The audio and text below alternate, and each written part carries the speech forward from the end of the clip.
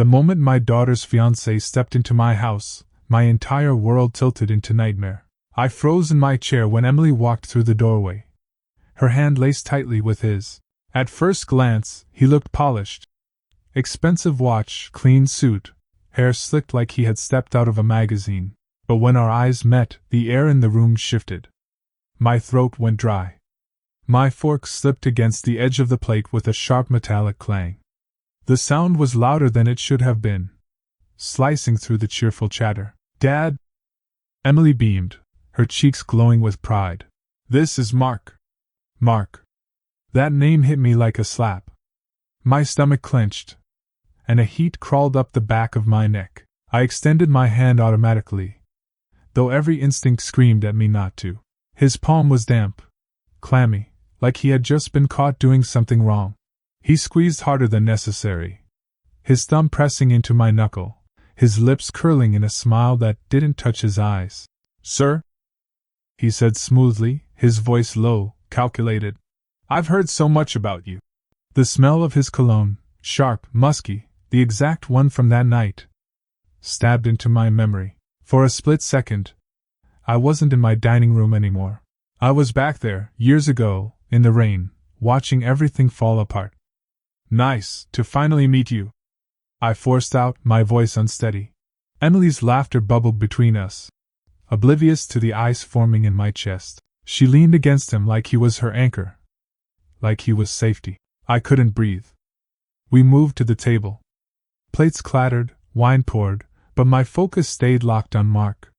He sat directly across from me, his posture perfect, shoulders squared. On the surface, he was the picture of a charming fiancé.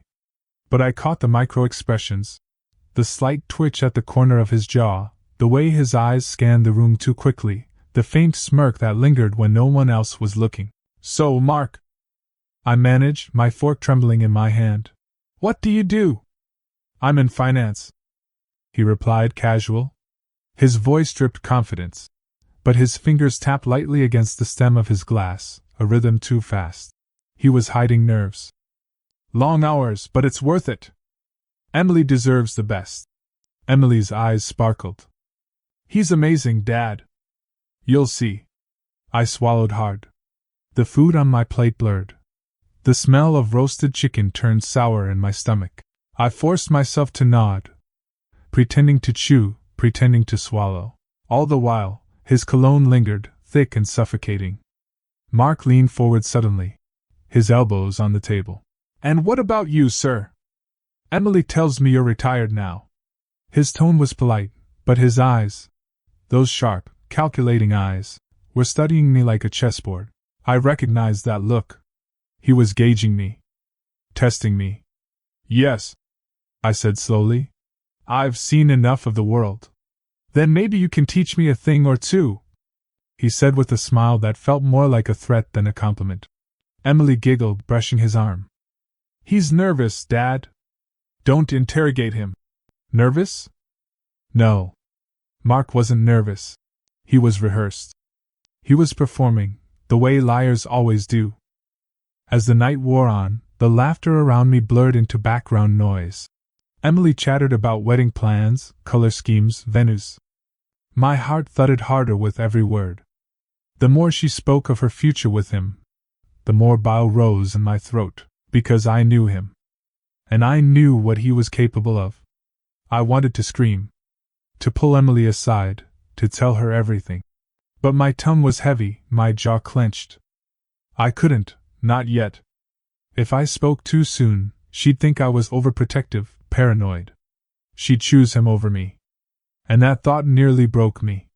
Instead, I forced a smile, my hand gripping the fork so tightly it left an imprint in my palm. My mind screamed with memories. The rain, the blood, the betrayal. And then, as if to confirm my nightmare, Mark shifted in his chair. He tilted his head, eyes narrowing just slightly. His lips curved upward in the faintest smirk. One Emily didn't notice, but I did. He looked me dead in the eye, his expression dripping with recognition, and in that moment I knew the truth. He remembered me too. And then he looked me in the eye, and smirked, like he knew exactly what I remembered. I knew him. And I knew what he was capable of. The sound of his smirk wouldn't leave me. It wasn't just a smile, it was a message. That name, Mark, had carved itself into my memory years ago like a knife wound that never healed. I pushed food around my plate, my hand shaking just enough that Emily reached out. Dad? You okay? You look pale. I forced a chuckle. Just tired, sweetheart. Long day. But my stomach was twisting, sour, refusing to settle. I could smell it on him even across the table. Whiskey. The same faint, burning scent I remembered from that night. Mark leaned back in his chair, swirling his wine. Your daughter tells me you used to coach football, sir. His tone was smooth, casual. But his eyes cut into me like glass. Yeah, I said quietly, my throat dry. She also said you knew everyone in town. Must have been interesting, knowing everything about people. He lifted the glass, his pinky finger twitching slightly, a nervous tell he was trying to hide. Dangerous, even. Emily laughed lightly, oblivious. He's joking, Dad. Mark thinks everyone's out to get him. I'm just careful. Mark replied, still watching me. The past has a way of sneaking back. The words slammed into me. He wasn't just talking. He was reminding me. My fork clattered against the plate again. Excuse me, I muttered, pushing back from the table. I felt Emily's eyes follow me, concerned. But I couldn't stay there another second. The hallway was dark and cooler than the dining room. My footsteps echoed too loudly on the wood as I headed to the bathroom. I turned on the faucet, gripping the sink with both hands. My reflection stared back. Sweat beading my forehead, jaw clenched so hard it hurt. What the hell do I do now? I whispered to myself. My voice trembled, sounding weaker than I'd ever admit to anyone. Memories clawed at me, relentless. It was years ago. A stormy night. Daniel, my best friend, lying on the pavement, his body broken, his blood mixing with rainwater. I could still hear the crack of the bottle, smell the sharp burn of whiskey as Mark walked away untouched. A smug grin stretched across his face. He had ruined a life and never paid for it. And I'd promised myself I'd never see him again. The door creaked. I snapped my head up. Emily stood there, frowning softly. Dad? You sure you're okay? I wiped my face with a towel, forcing calm into my voice. I'm fine, Em. Just stomach acting up. She hesitated, studying me, then smiled. You don't have to impress him, you know. Mark really likes you. Her words felt like knives. I'll be right out, I muttered. She nodded and left, the click of her heels fading down the hall. I leaned back against the wall, my chest rising and falling too fast. My mind was screaming at me. Tell her, stop this now. But another part of me whispered, she won't believe you, not without proof. I splashed cold water on my face, the shock of it grounding me just enough to walk back toward the dining room. The second I entered, Mark's head turned.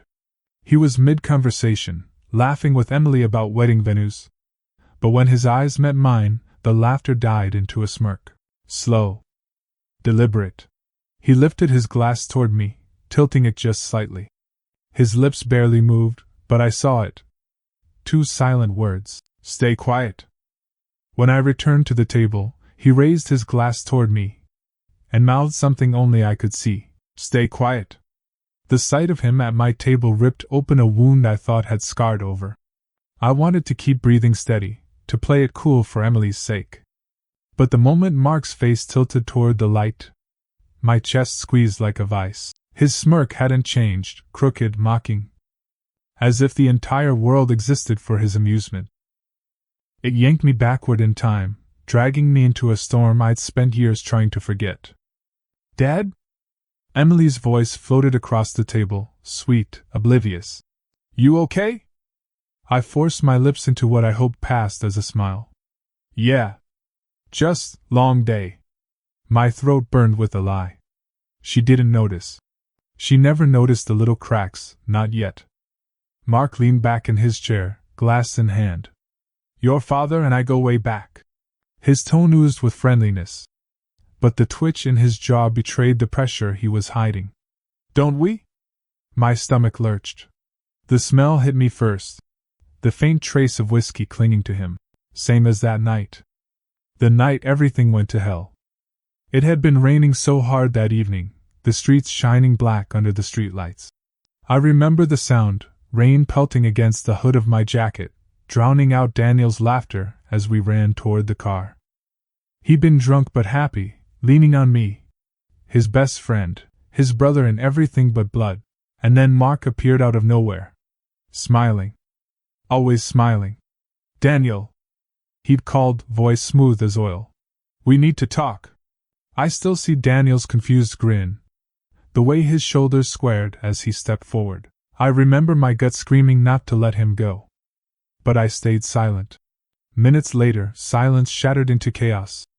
Yelling, a flash of metal, the sickening crack when Daniel hit the pavement. I dropped to my knees, rain mixing with blood, warm and sticky in my palms. His eyes, wide with disbelief, stared at me as though I could fix it, as though friendship could shield him from betrayal. And Mark? He walked away. Unscathed. Smiling in the downpour like it was all part of some twisted joke. No police report ever stuck. No witness dared speak. And me? I stayed quiet, a coward hiding behind excuses. That silence has lived in my bones ever since.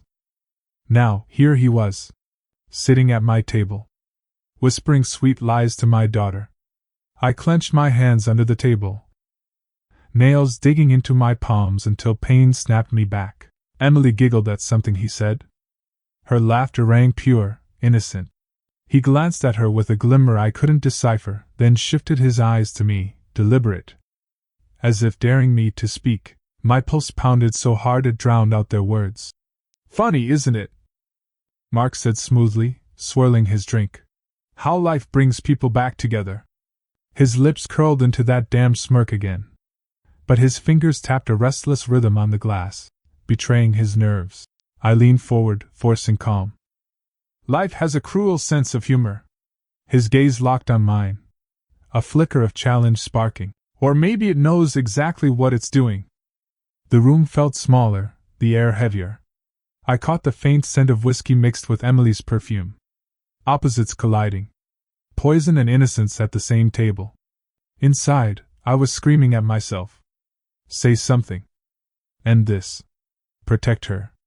But the memory of Daniel's dying stare chained my voice. I swallowed it down. Emily's smile widened as she reached for Mark's glass, teasing. Careful, you'll get tipsy. Mark chuckled, low and deliberate. Takes more than this to rattle me. His eyes never left mine as he said it, daring me to remember. My skin crawled. The walls seemed to lean closer. I excused myself, muttering something about water. At the sink, I gripped the counter so hard my knuckles blanched. The mirror above it reflected hollow eyes, mine, filled with ghosts. What the hell do I do now? I dried my hands, forced my legs to move, and walked back into the room. The moment I re-entered, Mark lifted his glass toward me, casual for Emily, calculated for me. His lips shaped silent words I alone could see. Stay quiet. I wanted to tear the smugness off his face, but Emily's laughter pinned me in place. Then she spoke. Her tone light, innocent, utterly unaware of the storm. Dad, she said brightly, Mark wants you to be his best man. And just like that, my blood froze. It wasn't just Mark. Another name from my nightmares had joined the celebration. Robert. The front door creaked open just as Emily's laughter was fading into my skull like a cruel echo. I turned, and there he was, Uncle Robert. His frame filled the doorway, shoulders broad, suit a little too tight around his gut. The faint curl of cigar smoke followed him inside, clinging to his coat like a warning. Robert! Emily squealed, rushing over to hug him. You made it! He chuckled, deep and gravelly, his hand patting her back with a practiced warmth. But his eyes slid past her, locking onto me. And then, onto Mark. I swear I felt the air shift. Mark rose from his chair, glass still in hand. that ever-present smirk widening. "Robert," he greeted, extending his hand. Their handshake wasn't casual. It lingered a moment too long, firm, almost possessive. Then came the grin. Two men sharing something unspoken, too familiar. My chest tightened. Emily clapped her hands together, oblivious. "This is perfect. Mark, you've already met my uncle, right?" "Of course," Mark said smoothly. He tilted his head toward Robert, eyes gleaming. "Old friends never really lose touch." Robert exhaled through his nose, a faint cloud of cigar musk escaping. His lips twitched upward. "Isn't that right?" I froze. Years ago, during Daniel's fallout, I remembered Robert's voice in the police station, steady, reassuring, vouching for Mark when no one else dared. His word had tipped the balance, had painted Daniel as reckless, had brushed aside the blood still sticky on my hands. And now he was here, standing in my house, shaking hands with the devil. Emily poured wine for everyone, humming softly, like a bird nesting in a storm without realizing the trees were on fire. My throat dried as I watched Robert lean back in his chair, lighting another cigar, puffing smoke into the air. The room filled with it, heavy, suffocating. "So," Robert said, his voice carrying that old weight of authority, "I hear congratulations are in order." He raised his glass toward Emily, but his eyes never left me. "A father must be proud." Emily beamed, cheeks flushed with joy.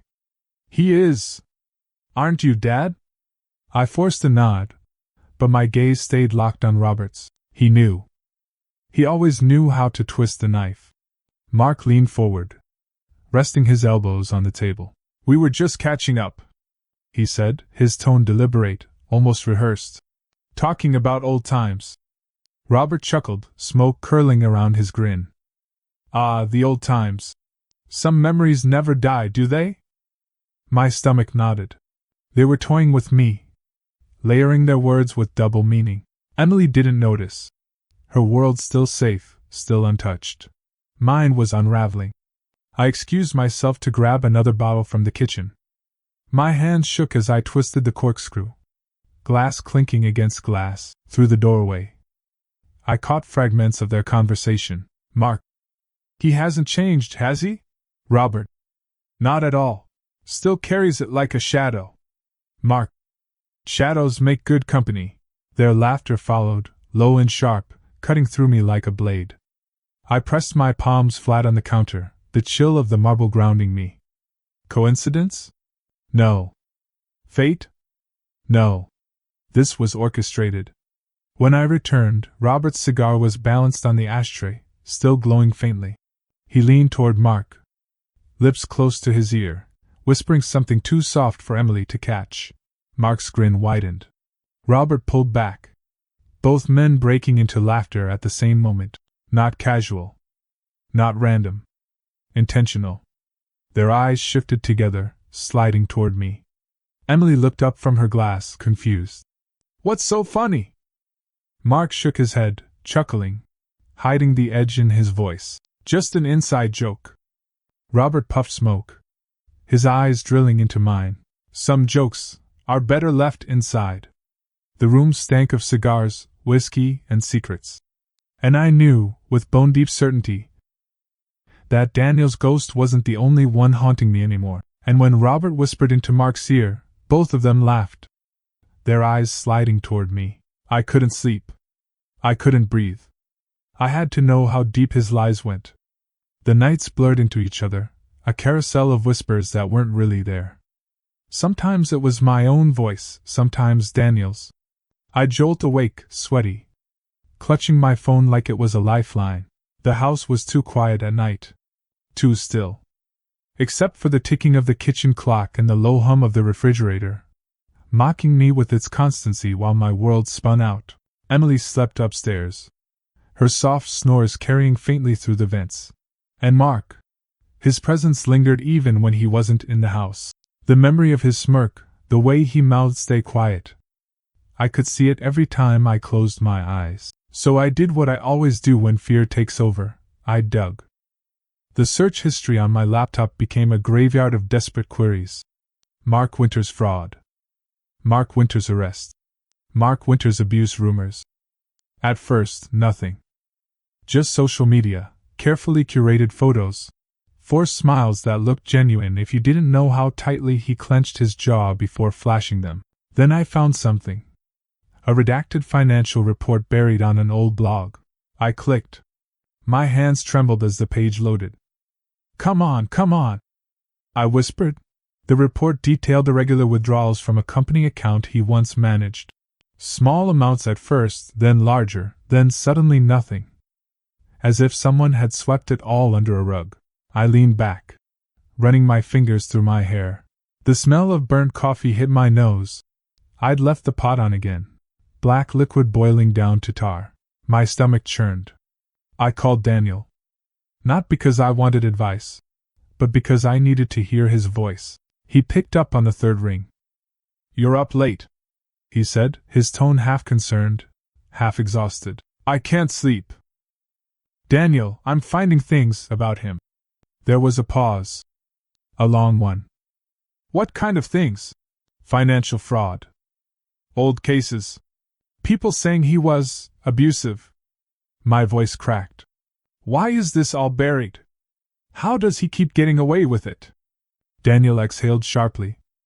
"That's his game. He knows how to cover tracks. He knows how to make people too scared to talk." His words echoed in my skull. Too scared to talk. Like me at that dinner table. Like I still was. Every new lead felt like scraping rust off a blade, dangerous, sharp. I found a testimony from a woman in another state. Her words shaking on the screen. "He smiled when he hurt me. He laughed when I cried. No one believed me, because he made sure of it." I slammed the laptop shut, bow rising in my throat. Then I reopened it. I couldn't stop. Another click, another testimony. Stories of manipulation. Gaslighting. Quiet cruelty that left no bruises but hollowed people out from the inside. My heart pounded so hard I thought it would wake Emily upstairs. At 3 in the morning, my phone buzzed.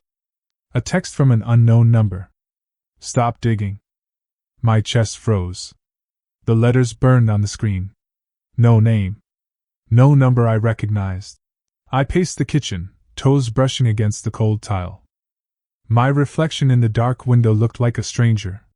Wild hair, bloodshot eyes, a face cracked by fear. I called Daniel again. "They know," I whispered. "Who knows?" "Someone texted me. They know I'm looking into him." "Good," Daniel said after a moment. His tone was sharper this time, steadier. "That means you're getting close. Don't stop." But my hands wouldn't stop shaking. By dawn, I had collected a folder of files, screenshots, testimonies, enough to prove Mark wasn't who he claimed. But proof wasn't safety. Proof was just a weapon I hadn't figured out how to use yet. I whispered to myself. How do I expose him without destroying her world? Emily's laughter, her innocent smile, it all flashed before me. If I ripped her reality apart, would she ever forgive me? The house creaked as the morning sun slid through the blinds. Emily padded into the kitchen, hair messy, yawning. "Mom, why are you awake?" she asked. I forced a smile. "Couldn't sleep." She shrugged and grabbed cereal, her innocence filling the air with something almost unbearable. And then my inbox pinged. A new email. No subject. No sender. Just an attachment. I hesitated, then clicked. It was a recording. Old grainy. Mark's voice filled the kitchen. Funny how easy Daniel's downfall was. One little push and he crumbled. Pathetic. I froze, spoons slipping from Emily's hand onto the floor. My blood went cold. Mark hadn't just ruined Daniel. He had bragged about it. If Mark wanted a game, I was ready to play. The recording of his voice didn't just haunt me, it fueled me. Every word he bragged about Daniel's downfall was a spark on dry wood. And I felt myself burning with a quiet, controlled rage. For the first time in years, I wasn't frozen. I was moving. Planning. I started with Daniel's sister, Claire. Meeting her wasn't easy. She hadn't spoken much since the trial, since everything collapsed. Her grief was like a scar she carried openly. But her eyes still lit with suspicion when she saw me at her door. "Why now?" she asked. Her voice was brittle, but sharp. "Because he's trying again," I said. "With my daughter." Her lips trembled, her hands twisting the sleeve of her cardigan. "I knew he would. Men like him don't stop. They just change masks." She disappeared into the back of the house and returned with a shoebox, dust covering the lid. When she opened it, the smell of mildew hit me, earthy and sour. Inside were letters. She pressed them into my hands, her voice shaking. "He sent these when no one was looking. I thought they'd rot with me. But if you can use them, take them." I read them that night under the dim light of the kitchen. His handwriting was jagged and patient. The words dripped arrogance. "Funny how easy it is to twist grief into loyalty. They'll never see me coming. Power isn't taken, it's offered by fools too blind to see the strings." I could almost hear his voice, smooth and mocking. I clenched the paper so hard it nearly tore. "You're going to choke on your own words," I muttered. From then on, every move I made was deliberate. I copied files. I cross-checked testimonies. I kept flash drives hidden in places he'd never think to look. Inside cereal boxes, beneath loose floorboards, even taped behind the washing machine. Every secret I uncovered was another thread in the net I was weaving, and I wanted him to walk into it willingly. Daniel called one evening, his voice carrying the weariness of someone who'd been waiting too long for justice. "You're playing with fire," he warned. "I know," I said, "and you're dragging her into it." "I'm protecting her," I snapped. "Do you think I want this? Do you think I asked for my daughter to bring a wolf into our home?" He was silent for a moment, then sighed. "Just don't underestimate him. He doesn't fight fair. He never has." I thought of Mark's forced smiles, his lingering stares, the way he leaned too close when Emily wasn't looking. He didn't need to fight fair. He thrived in shadows. But I was done being afraid of the dark. Emily's wedding loomed like a thundercloud. The invitations had gone out, the venue booked. She floated around the house humming with excitement, talking about flowers and dresses. Meanwhile, I pictured the stage. The moment his mask would slip, when the truth I had collected piece by piece would explode in front of everyone. Timing was everything. That's when Robert reappeared. He had always circled Mark like a vulture, watching, waiting. I caught him staring at me across the church parking lot after a rehearsal, his lips curled in something between a smirk and a sneer. Later that night, I found him waiting near my garage. The air was cold, the concrete floor damp beneath my shoes.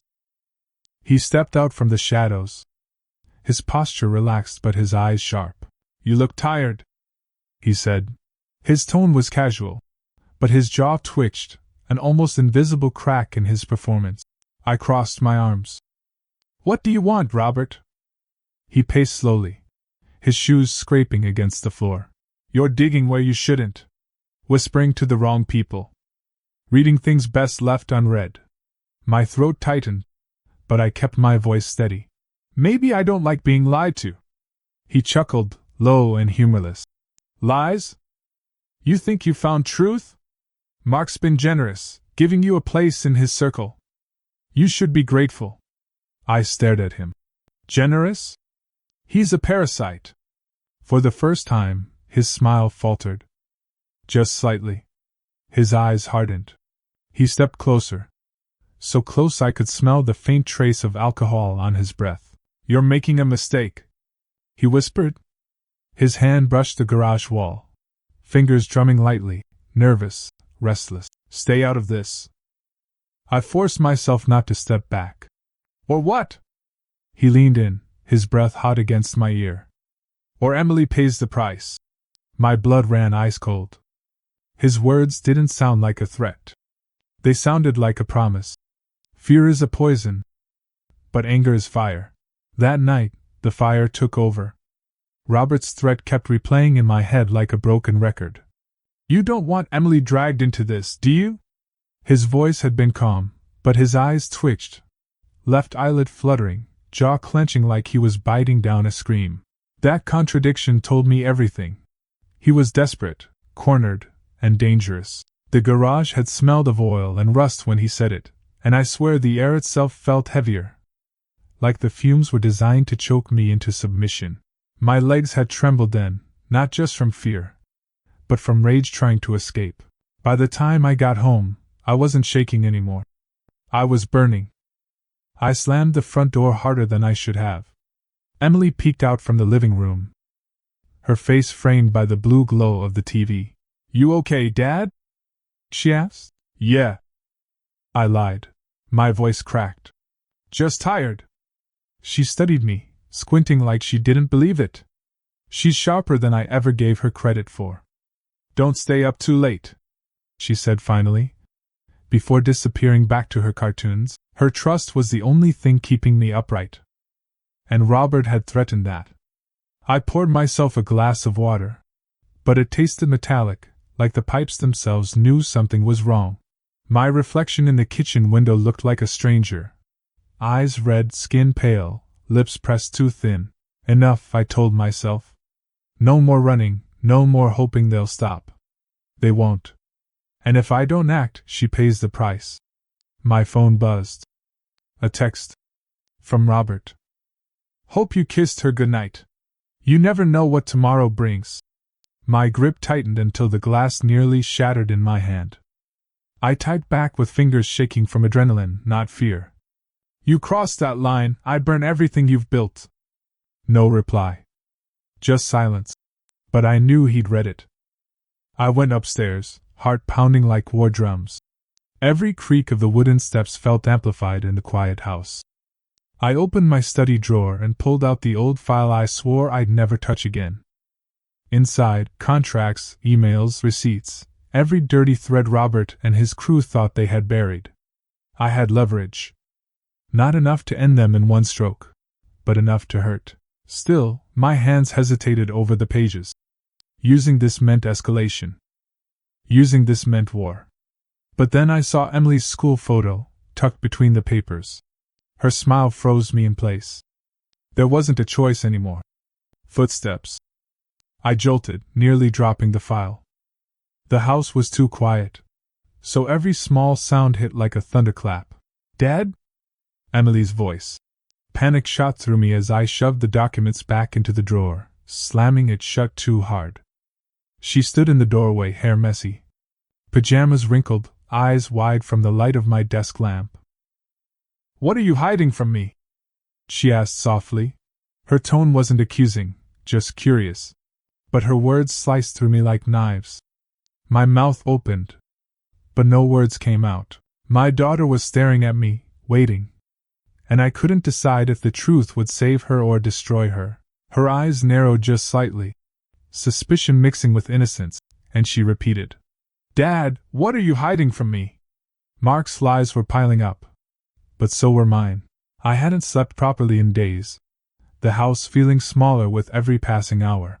Emily kept glancing at me like she could see the storm behind my eyes. And I had to lie. "I'm just sorting old papers," I told her one evening, my voice calmer than I felt. She didn't push, but her eyebrows knitted together in that way that always made my stomach twist. She trusted me too much. Mark, on the other hand, had learned how to manipulate her trust too. His presence was a constant shadow over her life, and I could see it in the way she laughed a little less at dinner, how she hesitated before sharing stories she used to shout across the table. He isolated her from friends, subtly, almost invisibly. A comment here, a disapproving glance there. He was meticulous, calculating. I remember one night, the air thick with the scent of wet leaves from the storm outside, the wooden floorboards creaking under my weight. I was returning from the study, exhausted, when I heard him whispering on the phone. "She'll never see it coming. Everything's under control. Yes, I know she trusts me." His voice was sharp, cruel, like steel slicing through fabric. He thought I was asleep. The darkness of the hallway gave him confidence. I froze, listening. Every word made my blood run cold. And yet something in me stirred, a dangerous spark. I pressed my back against the wall, the rough plaster biting into my shoulder. My pulse hammered in my ears. The whispering ended abruptly, and a hollow silence swallowed the house. The only sound was the storm pounding against the windows, rain tapping like impatient fingers. I had been caught. I knew it. Mark had suspected me. And now the game had shifted. The next morning, I tried to keep my routine, acting normal, while my mind raced through possibilities. Emily, oblivious to the tension, ate cereal and chatted softly about school projects. I nodded along, all smiles. But inside I was plotting. Every sentence from Mark, every forced laugh at the table, was a warning. He thought he had control. He didn't. Not yet. I went out to the garage, checking supplies for a long night ahead. The metallic tang of oil mixed with damp air, raising goosebumps on my arms. I tried to focus on ordinary tasks, cleaning the wrench set, organizing old boxes, but my thoughts kept spiraling. Every moment I spent pretending normalcy was a moment he gained. At night, I crept to Emily's room to check on her. The lamp cast long shadows, distorting her familiar features into something fragile and unreal. She was asleep, cheeks flushed from fever, or perhaps from worry. I couldn't tell anymore. Her safety was slipping through my fingers, and every lie I told her, every small half-truth I spun, was a thread in a fragile web. Mark's control tightened with each day. I could sense it in the subtle ways he repositioned chairs when she left the room, the way he always hovered slightly behind her, leaning in with a smile that didn't reach his eyes. His confidence was a predator's, measured, precise. And then it happened. The morning sun had barely pierced the fog over the driveway. I walked toward my car, keys in hand, planning a quick errand. The metallic tang of wet asphalt filled my nose, cold and sharp. And then I noticed it, the brake line. Cut. Cleanly. Professionally. Whoever had done it wanted someone hurt. Or worse. I froze. Hands trembling. Heart in my throat. Every fear I had tried to keep buried rose in an instant. Mark, or someone working for him, was escalating. He knew I was digging. He knew I was awake. And now he was sending a message. Don't interfere, or someone you love dies. I stared at the car, the cold morning wind biting my cheeks, realizing just how high the stakes had become. There was no turning back now. Lies had to be layered upon lies, deception upon deception. Survival demanded it. My anger, my fear, my desperation, all were fuel for what was coming next. I had to be sharper, faster, deadlier than Mark, and I had to protect Emily, no matter the cost. I crouched by the car, inspecting the brake line again, mind racing through every contingency, every plan, when I heard the garage door creak behind me. A shadow moved. Slowly, deliberately. And I knew without looking. It wasn't just the wind. The moment of truth had finally arrived, and I couldn't stay silent any longer. The church smelled of lilies and wax, the scent almost choking me as I moved down the aisle. Guests whispered in anticipation, unaware of the storm about to break over their heads. Emily's hand in mine trembled slightly.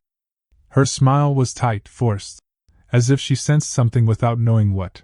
My chest ached, not from nerves, but from fury, from the memory of every lie Mark had spun, every cruel word, every threat that had suffocated my family. I had rehearsed this moment 1,000 times in my mind. But standing here, the reality was sharper than I imagined. The polished wood of the pews pressed against my palms as I gripped them for support. My eyes found Mark's across the room, smiling, arrogant, the kind of smile that didn't reach his eyes. And there was Robert, leaning slightly toward him, the faint curl of cigar smoke clinging to his jacket, his grin like a predator's. Their familiarity was nauseating. I swallowed hard, feeling the tension coil in my stomach. My breaths came in shallow bursts as the priest's voice droned in the background, words I barely heard. I had everything I needed. Letters, recordings, testimonies.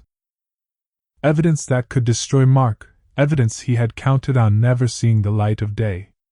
But more than that, I had the moment, the timing, Emily's wedding, a stage for truth that he could never deny. The vows began. Emily's voice quivered ever so slightly, but she was radiant, blissfully unaware of the poison sitting next to her. I felt a pang of guilt. I hated that she had to be caught in the middle, but it only fueled my resolve. I rose slowly. The room fell into a hush, eyes turning toward me as I stepped forward. My hands shook, but my voice was steady. "Everyone," I said, loud enough to make heads snap around. "I need to stop this before it's too late." Mark's eyebrows lifted, just a fraction, his forced calm flickering. Robert shifted, too, the faintest tightening of his jaw betraying annoyance. You don't." Mark started, but I cut him off. "No, you listen. This ends today." I reached into my coat and pulled out my phone, pressed play. The recording began. Mark's voice, sharp and cruel, echoed through the church like thunder. "Daniel deserved what he got. No one will ever know. Not even your father. She trusts me, but I'm untouchable." Gasps rippled through the congregation. A murmur turned to a collective shock. Emily's bouquet fell from her hands, petals scattering across the polished floor. Her eyes were wide, fear and disbelief mingling. Mark's smile faltered, only for a moment. I saw the twitch at the corner of his mouth, the rapid blink that betrayed panic. But then he straightened, voice deceptively calm. "That's old history," he said smoothly. "You're making a big deal out of nothing." "No," I snapped. "You've been lying to everyone, isolating her, threatening me, covering your crimes. Daniel's sister, your emails, the letters. You thought I wouldn't find them. You were wrong." Robert's hand shot toward Mark, a subtle gesture meant to intimidate, but I didn't flinch. My eyes locked on both of them, reading the micro-expressions. The forced calm, the clenched fists, the subtle tremor in Robert's jaw. They were rattled, even if they tried to hide it. The recording played on, snippets of Mark bragging, mocking. Every word a dagger in the air. Whispers grew louder. Some guests whispered to each other, others gasped audibly. Emily's face was pale, and she clung to my arm. You set me up!" Mark's voice finally cracked, though he tried to mask it with anger. "No," I said firmly, stepping closer. "I'm giving you the truth. You think this was a game, but games end. This is reality, Mark. And your time is over." Robert's eyes darted around, scanning the guests, perhaps looking for a way to salvage control. But the threads of their power had been severed. The room was mine now, every whisper, every wide-eyed gasp reinforcing it. Emily's voice broke through the chaos. "Dad, is this true?" Her hands trembled, holding mine as if seeking reassurance. "Yes," I whispered. "I'm sorry you had to find out this way, but you deserve to know." Mark's chest rose and fell rapidly. His hand tightened on the pew, knuckles white. I could see the cracks forming. Robert's forced smile wavered, and for the first time, I felt the tide turning. And then, Mark laughed. Not a quiet, nervous chuckle. A loud, booming laugh that shook the walls, reverberating through the church. It was surreal, terrifying. "You think this changes anything?" he barked, voice echoing. "Do you really think you've won? You're pathetic." I felt a shiver run down my spine. He wasn't defeated. Not yet. That laugh, mocking, unyielding, was a warning. He thrived on chaos. He relished the fear he planted. And now, the final act of this nightmare wasn't over. The congregation whispered frantically. Emily clutched my arm tighter, fear and confusion in her wide eyes. My jaw clenched. I realized then that Mark's downfall wouldn't be clean, wouldn't be simple. He was a storm, and I had just stepped into it. But I wouldn't back down. The evidence was out. The truth had landed. And if he thought a laugh could undo all of it, he was gravely mistaken. Mark's laughter rolled through the church, echoing in my ears, but his eyes met mine, and in that moment I knew the war was only just beginning. The monster finally showed his true face, and it was uglier than I remembered. Mark's laughter had stopped abruptly, replaced by a guttural growl that reverberated through the church. The echo of his rage made the stained glass windows tremble in their frames. My chest heaved, every heartbeat hammering like a drum in my ears. Emily clung to me, shivering, her head pressed to my shoulder. The petals of her fallen bouquet were scattered around our feet, crushed under shoes that had frozen in shock. "You think this proves anything?" Mark shouted, stepping toward me with wild eyes. His face, once carefully composed, was now a mask of fury. The subtle twitch of his left eye betrayed his panic. "Step back," I said, voice firm despite the adrenaline thrumming through me. "Everyone can hear you now, Mark," he sneered, advancing. Robert mirrored him, attempting to regain composure, but the faint tremor in his hands betrayed the tension beneath his tailored jacket. The guests murmured, a low hum of fear and curiosity. The air was thick, the scent of incense and lilies mingling with the sharp tang of sweat and fear. "I said, step back," I repeated, gripping Emily's hand tighter. Mark lunged. My reflexes kicked in.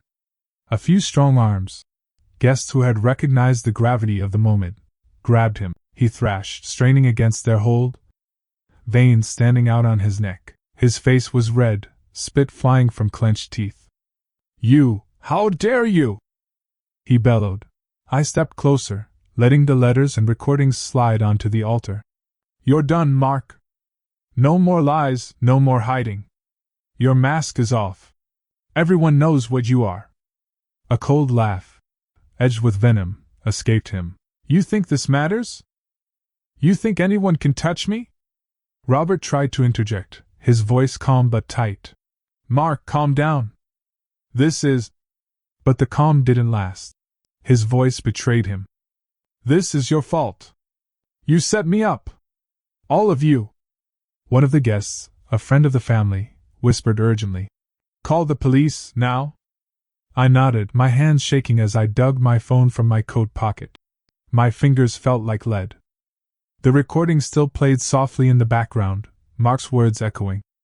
"Daniel deserved what he got. No one will ever know. Untouchable." The irony wasn't lost on me. He was untouchable until this moment. The sound of sirens approaching mixed with the rustle of shocked whispers. The room seemed to shrink, every heartbeat louder than the last.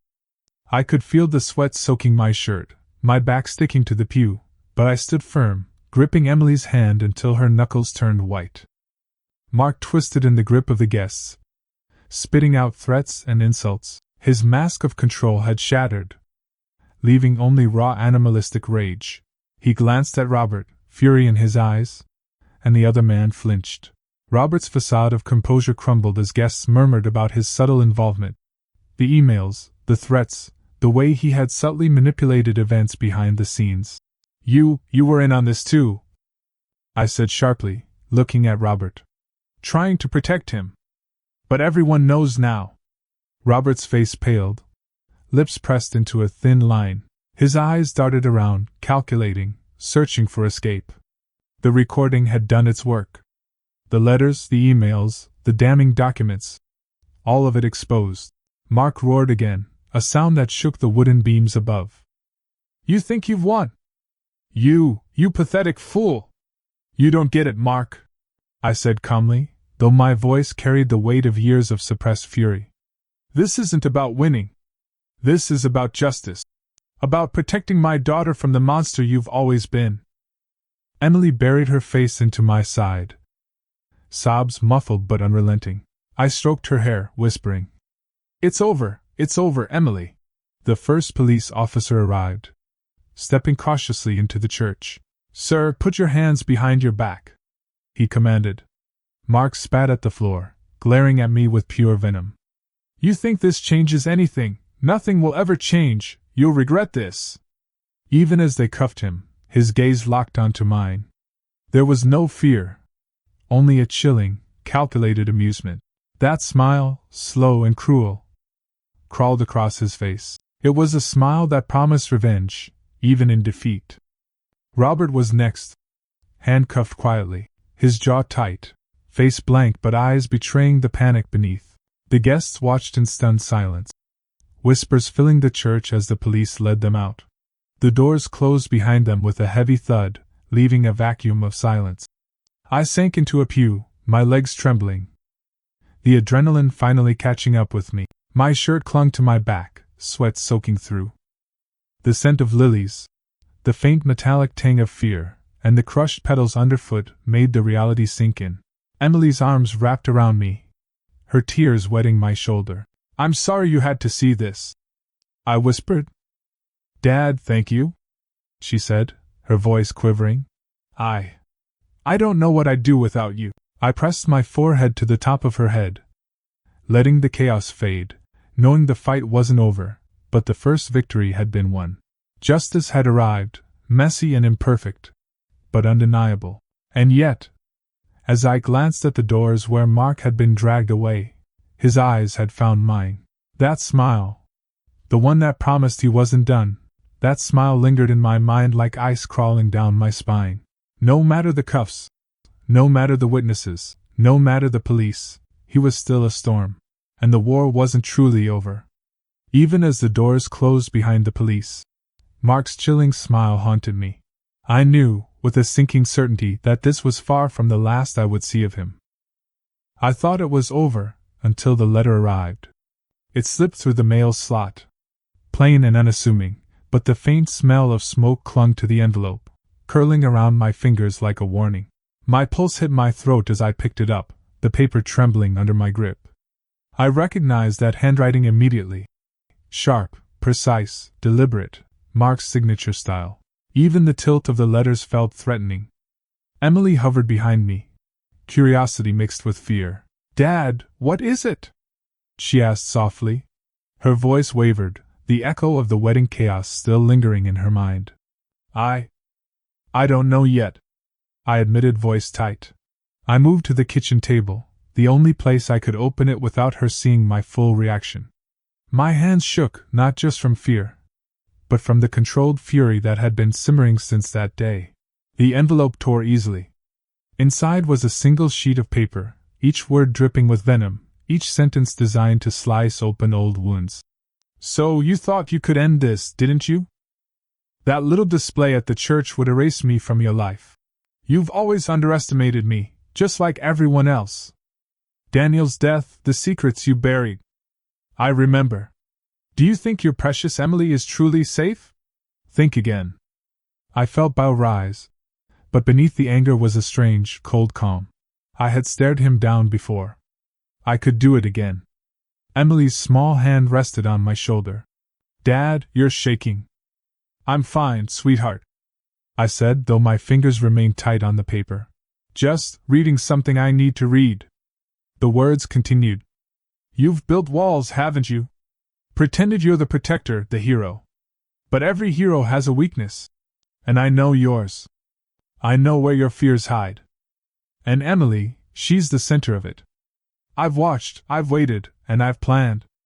Every friend you trust, every ally you think you've gathered, fragile, they crumble when the truth claws at their masks. And you? You'll never see me coming until it's too late." I could hear my own heartbeat pounding in my ears, but I forced myself to breathe evenly. The letter reeked of control, of the psychological dominance he craved. I imagined him pacing, smiling when I received it, knowing my mind would race even before the first sentence sank in. "Remember the old letters, the ones you found? They were just the beginning. I've left traces everywhere. Cameras, recordings, whispers. A labyrinth of my making. And when you think you're safe, when Emily thinks she's free, the walls will close, and you'll remember why you ever feared me." I crushed my jaw shut, feeling the familiar surge of anger. Fear was a poison, yes, but now I tasted the fire it created.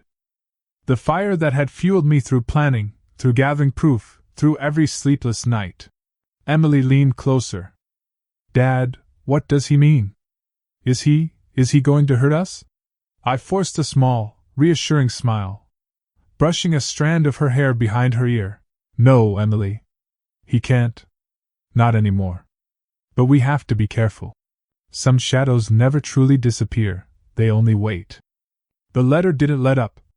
"Think you've won?" "I am always 10 steps ahead, always watching. Your daughter's laughter, your quiet moments, the fragile trust you share with the world. It's all on my radar. You can lock doors, hide papers, bury evidence. But I am in the cracks. You'll feel me long after the cuffs. Long after the courtroom applause. And when the world believes you've defeated me, you'll hear me whisper, clear as a bell, that this isn't the end. It's only the beginning. My stomach turned cold at the words, but the calm inside me remained. I set the letter down, letting the edges of the paper curl under the tension. Every word had been crafted to terrify, to manipulate, to assert his dominance even while behind bars. But he underestimated the wall I had built. My focus, my planning, my willingness to face him again if needed. Emily pulled my hand gently. Dad, can we burn it? I shook my head slowly. No, Emily. We keep it. We study it. He wants us scared. But we won't let him win that. The smoke from the envelope's faint scent still lingered in the air. A reminder that Mark's presence was never fully gone. My eyes swept the room, absorbing the quiet. The faint creak of the floorboards, the hum of the refrigerator, the distant traffic outside. Each ordinary sound felt charged, loaded with the tension of the letter's promise. I realized something then. Fear had a purpose, yes, but fire, anger, determination, was what protected us. I felt it ignite inside me. Hotter and steadier than any threat he could throw. Emily deserved freedom. She deserved laughter unshadowed by monsters like him. And I would make sure she got it. Even if his threats lingered like smoke in the corners of the house forever. I folded the letter carefully, placing it in a drawer I would check often, a reminder of the danger we had survived, and the one that still waited. And his final words still echoed in my mind, curling around my bones like frost. This isn't the end. It's only the beginning. I stared at the drawer long after Emily had gone to bed, the weight of the words pressing down on me. Somewhere, in the shadows, he was smiling. And I knew the game wasn't over.